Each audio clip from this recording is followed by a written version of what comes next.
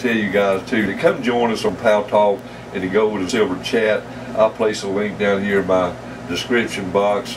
We're having a great time every day, every night. It's open 24/7, so just make your way into the room whenever you please. Some very exciting topics are being talked about in there, and I want to talk about one of the things that was discussed in the Gold and Silver chat this last Saturday night. We was fortunate enough to have Miss Christy Hogg. I think it was this past Saturday night. We was fortunate enough to have Miss Christy Hogg to come into our room and share her evening with us. And guys, I want to place a link to Miss Christy Hogg's link, YouTube link, and her YouTube ID is Curdy Pins, and I'll place that. And she's brand new to YouTube at putting up videos. I think everybody will have a great time watching her videos. She's a very, I'm going to say a highly intelligent woman. She works for one of the Fortune 500 companies, and she's beginning to feel a little bit more comfortable about placing videos up, so we've got many more to see from her coming up in the future. This lady, ladies and gentlemen, this lady is the one that was responsible and made it possible for Mr. Bill Murphy, the founder, or one of the founders and creators of GATA, to attend our Gold and Silver chat back on September the 4th. The speaking engagement is in its entirety on my channel, Why Me, Why Silver. It's broken into 6 or 7 parts. I think I had one of the parts that was actually duplicated. I think if I haven't removed it, just skip over. Just, you'll see it, just skip over and go to your next one. But it was a great time. It was a great event, and everybody really enjoyed it. I would like to really to stress again to go to Miss Curdy Penn's channel. I'll place a link right down here between these 2 pieces of silver, and enjoy her videos to come. Be on her subscription list. I think you'll find it very beneficial to you to actually have another person on your subscription base that you can go and get good information and enjoy some videos. Thank you, Christy, because this video, I have to give you credit for it, because this is something that we discussed this past Saturday night in the Gold and Silver chat. Of course, we have many different topics that we're speaking on, but there's always something that is always important enough to be able to record and put it up for your information, and I'd like to do so. Now, everybody knows how I feel about silver. To me, silver is silver is silver. And you also know by now that I'm going to buy the cheapest form of silver that I can. Because there's going to come a day when all of this silver we got is going to a melting pot. Especially if the economy was to take shape again and begin to produce more goods. There's a demand for 900 million ounces, but yet we can only produce between 600 and 650 million ounces. So the rest is coming by form of recycling. So we do know that with 50% in demand of that newly mined silver, that we have good reason to understand and believe that any kind of form of silver that you have is very important. Do not let it go without coming into your possession at a good price.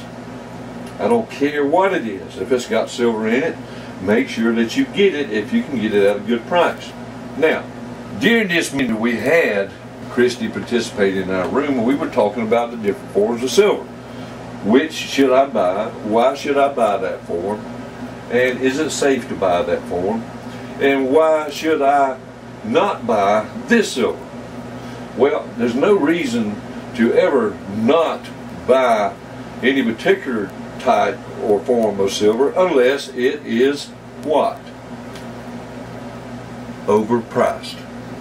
that's the earliest time that you need to back away from silver if it's overpriced. Now, with that being said, we begin to discuss generics versus government issued. I think this is very important, and I still want to emphasize to people, whatever kind of silver you buy is your business. You buy exactly what you want to buy, because in the long run, regardless of what kind it is, you will be proud of yourself for buying it. You'll be certainly happy that you actually got your silver, regardless of what price. Okay, we have two pieces of silver right here, right there before you, and we're going to talk about, we're going to compare the two. First one on the left is a 1985 Engelhard private mint round. And the difference between this round and the one on the right is that it is a silver round that has on it .999 silver. And it states on the round where it come from, who minted it, and it also comes along with a neat design. Many different designs come on the private mint rounds. It can be anything. You guys already know that. There's probably thousands of different designs. Some of these designs bring hefty premiums, okay? And that's good. That's good, because we always like to have that design that is going to bring a nice premium. Now, the one on the right is a government issued round. It is struck by the United States government. And there's many other ones that's produced out there that is available to us in different designs. One being the American Silver Eagle, very popular design. The Canadian Maple, the Austria Philharmonic, Australian Kookaburra. So these are 4 examples of government issued rounds. The thing about these government issued rounds is that they are numismatic coins. You can prove this to yourself by simply looking at the coin and noticing that they have a dollar value. For instance, the American Silver Eagle has a dollar value of $1 struck on the back of the coin. The same for the Canadian Maple, $5. So this in fact makes these coins a numismatic coin, because there is a recording each and every year of how many were struck, versus the private issued round on the left, which has no dollar value on the coin itself. It'll simply have .9995 silver. There's no place on those private issued rounds where there is a dollar value. So it is simply called bullion. It is a bullion round. Now, it's okay if you want to call the American Silver Eagle a bullion round, but it is legally actually a numismatic coin. You can legally take this coin and go to your merchant and you can purchase an item with this coin. Now, if you want to go and pay or buy your merchandise with that coin, legally you can do so. But that merchant is not required to give you any more than $1 US for that coin. Now, to get into this topic on these 2 pieces of silver, if you guys or any of us are worried about silver confiscation or gold confiscation, we all do know that it can be done. They can come in and confiscate all the silver if they wanted to, just like they could make a law and they could come in and make it illegal for you to own a riding lawnmower. Now that might sound stupid, but they can if they wanted to. The government can do anything they want to. All they got to do is make a law, and it will be enforced. But what I want you to understand about these two pieces of silver is this.